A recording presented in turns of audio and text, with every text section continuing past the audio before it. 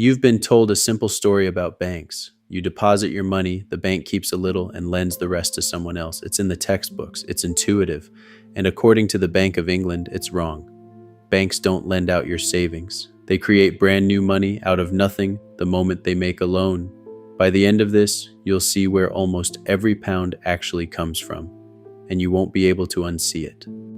Here's the story almost everyone believes. Money is a thing the bank stores.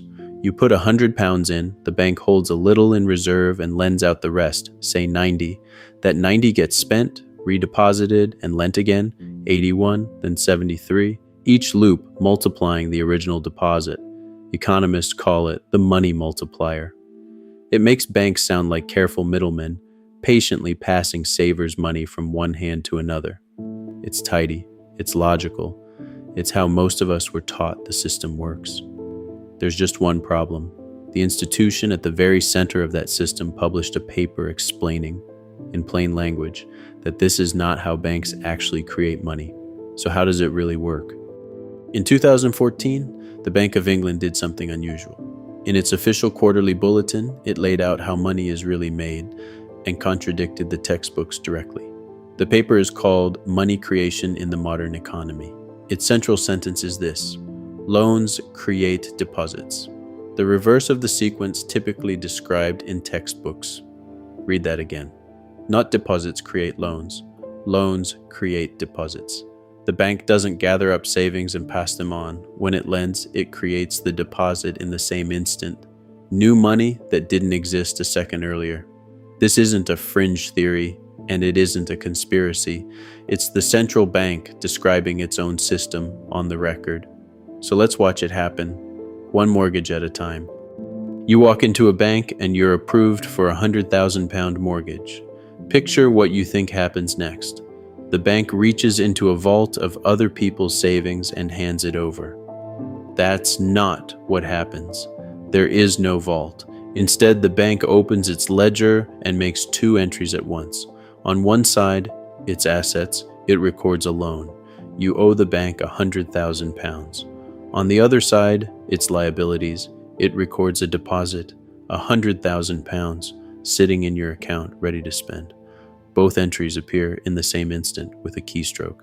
The deposit in your account is brand new money. It wasn't moved from anyone else's account. It didn't exist a moment ago. The bank didn't lend you someone's savings. It created your money by writing it down. And notice, the books still balance. A new asset, a new liability, equal and opposite. So if the money wasn't sitting in a vault, where was it? The uncomfortable answer is it wasn't anywhere. It didn't exist until the loan created it. And this isn't a rare trick at the margins. It's most of the money in the economy.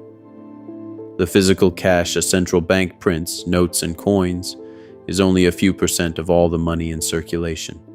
The vast majority is simply deposits, commercial bank promises created when banks made loans. Most of the money in your account and everyone else's was typed into existence by a bank. But what about reserves? The textbook says banks take central bank reserves and multiply them up into loans. That reserves come first and lending follows. The Bank of England says it's the other way around. Banks don't wait for reserves to lend. They lend first, creating deposits, and find the reserves they need afterward. The central bank supplies them on demand to keep the system stable. Reserves aren't the seed that lending grows from. They're a byproduct of lending that already happened. The famous money multiplier, that neat chain of relending, runs backwards from reality. Lending creates deposits, and deposits create the need for reserves, not the reverse. Now the honest part, because this is where it gets misunderstood. This is not banks freely printing money for themselves. Every new deposit a bank creates is a liability it owes. Every loan is an asset that must be repaid. And here's the symmetry that keeps it grounded. When you repay your mortgage, that money is destroyed. The deposit is canceled against the loan, and £100,000 vanishes from the money supply, just as quietly as it appeared. Creation and destruction, loan and repayment.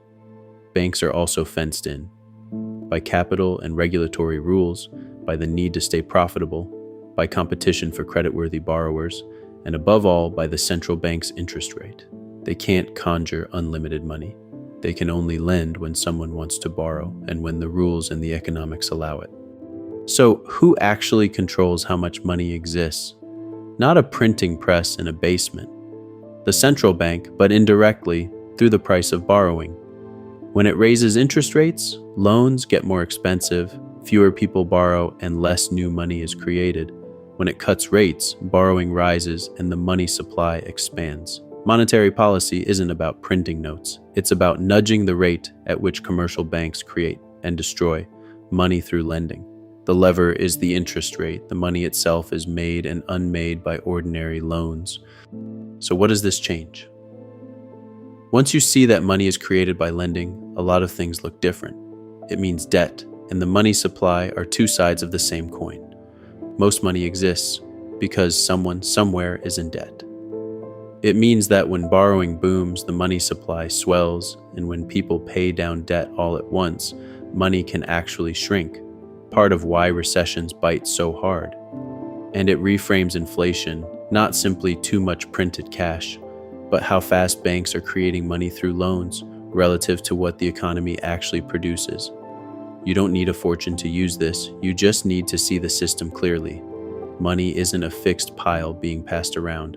It's created and destroyed every day, mostly by banks, mostly through debt. The money in your account isn't a stack of someone else's savings. It's a promise typed into existence the day a loan was made, and it will disappear the day that loan is repaid. Once you see money as something created, not stored, the whole economy reads differently. Next time, we'll follow that money outward, into who receives it first, and why that quietly matters more than how much exists. Until then, look closer at what money really is.